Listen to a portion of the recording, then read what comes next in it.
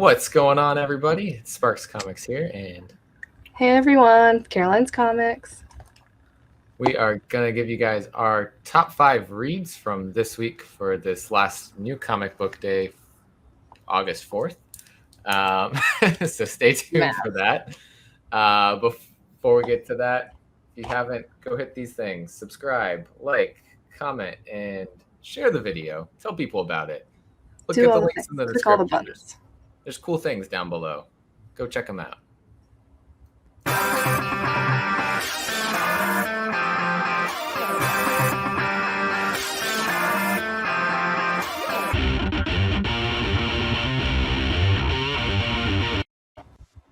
Welcome back, and let's get into it. Woo. All right. Caroline, what do you have for your number 5 pick this week? So I went with Nice House on the Lake. Is it okay? So no, is it indie? Is it DC? Do we care? I'm just curious. I don't know what I'm picking up. It's Black Label.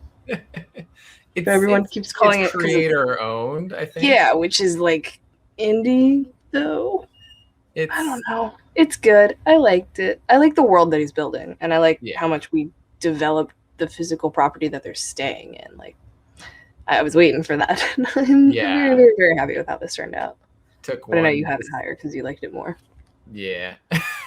Took one discontent person to, decide, screw this, I am wandering. Katniss.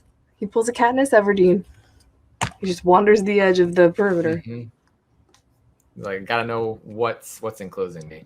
And like you said, I do have it a little bit higher, just barely. But my number 5 is Freak Snow issue number 3, which it took a little extra for my shop to get this because one of the boxes from Diamond didn't arrive on time.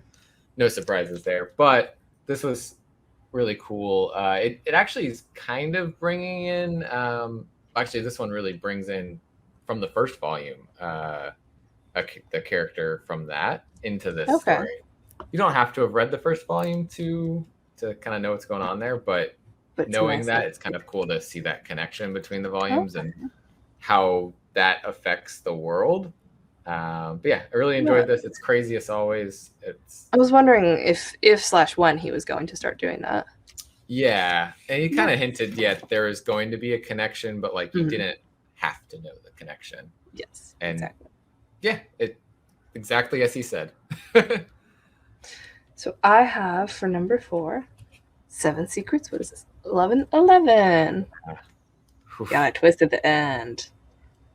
Tom Taylor's just killing it on that. I didn't call it. So I didn't call it. I thought that what was going to happen, it was one of like 2 possibilities that I had in my mind. And I was like, okay, but I didn't think it was actually going to be what happened. And I was like, oh my God. Yeah. How that was executed too. Like, is it this person or is it this person? And then we finally find out who the traitor is. God, they had me so convinced it was someone else entirely. Like entirely someone else. Not even in who what. Like it could have been in the end. Yeah. You got me. That was crazy. You got me, Tom Taylor. You got me. That would have been in my top as well, but there's just so many good books this week. Like this one we already talked about, but we'll show off this beautiful Christian Award cover. Yes, that's pretty. I love it. But yeah, this was my number 4 this week, but we already talked about that. But yeah, 7 Secrets. Oof, so good. It's gonna be such an appropriate end, I think. I really don't want it to end, and I don't know. Maybe it's not ending at 12. Maybe Casper's story ends. I don't know. It feels like, I don't know. I could read so much more of it. I know. I'm really hoping we get something animated out of it to like. It's just already built for anime. It's so good. It's so good. What do you got for number 3? So I went with The Me You Love in the Dark. Yeah. I was ready to not buy into the hype, and I picked it up because I was like, we'll see. It's very good. I was very happy with it. So good. I really like Scotty Young's writing. more than his art. So I wasn't too afraid because I'd been really enjoying Strange Academy. Mm-hmm. And he's been writing that, and I was like, okay, well, that makes me want to read it. I liked what I have read of Middle West. I've only read the first few issues of it, so I want to read more of it. Gotta find them. But, I was happily surprised at the quality of it. Both art and story. Yeah. I have another one that I have a little bit higher up on the list, but the ending, I actually was like, okay, this is a little creepy. I'm so got some goosebumps. It was great. But yeah, really well written. His writing is just fantastic. I think I agree. Like, I enjoy his writing a lot more than his art. I love the little young covers, cute. Though. I love those. They're just fun.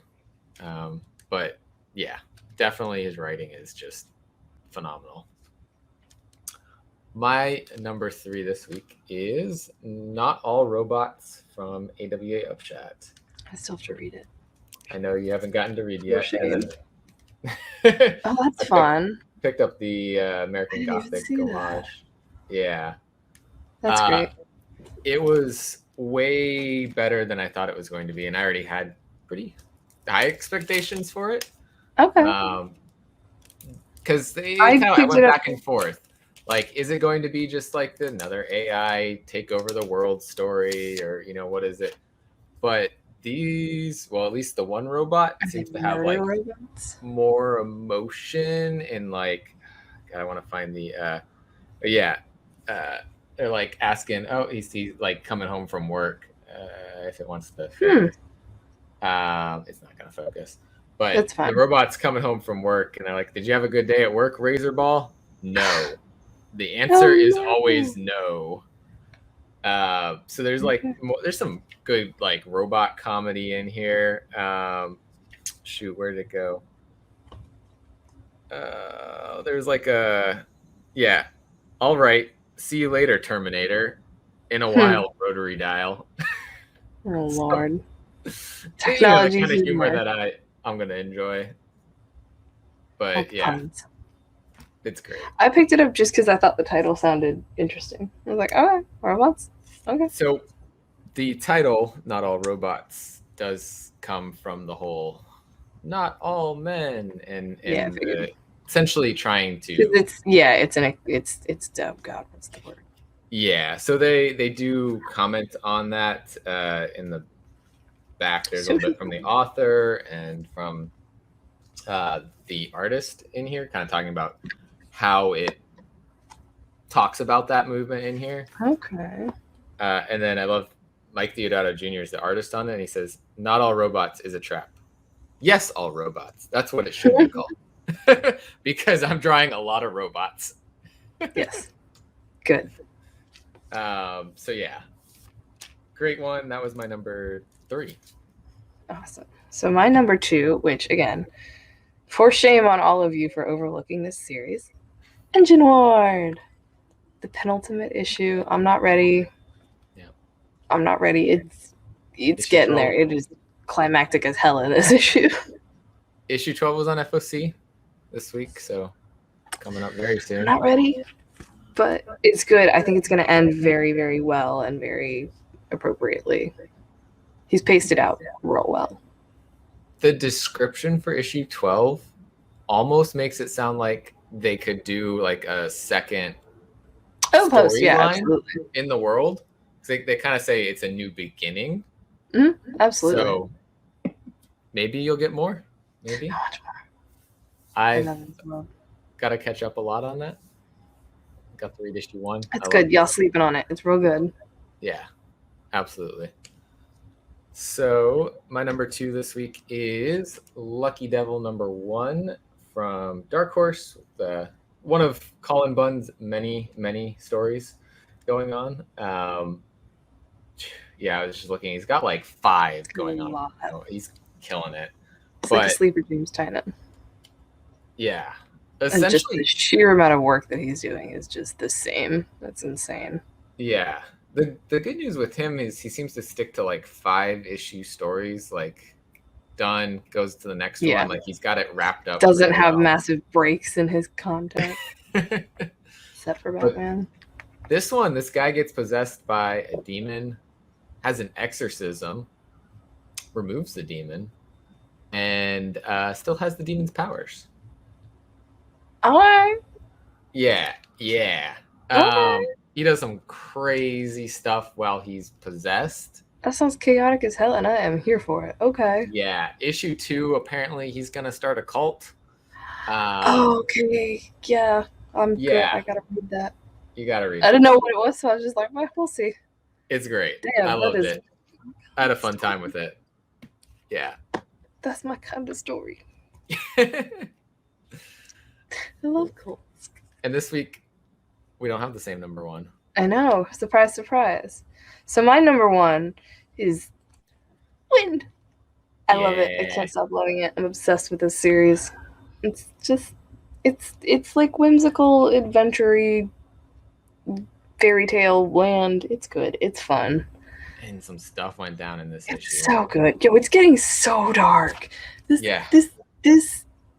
would be kids' book, which it is not. It is all ages. Not anymore. It is getting so dark. And it is so good.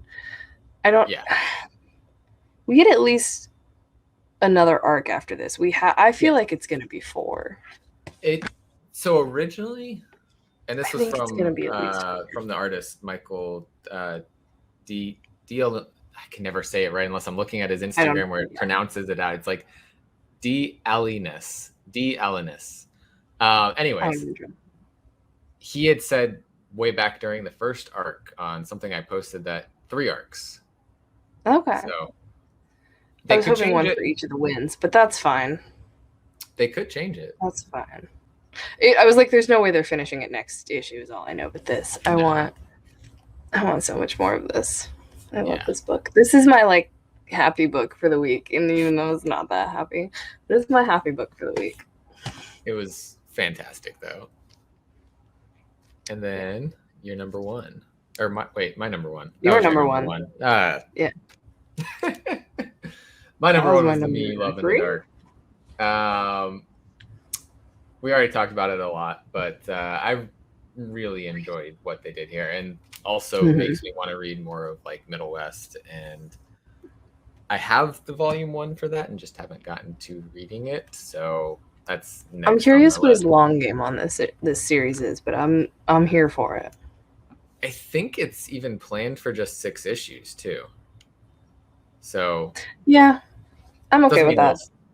Doesn't mean it'll stay, because I feel like that's how they do things sometimes. It's like let's plan it for short. See how sales go.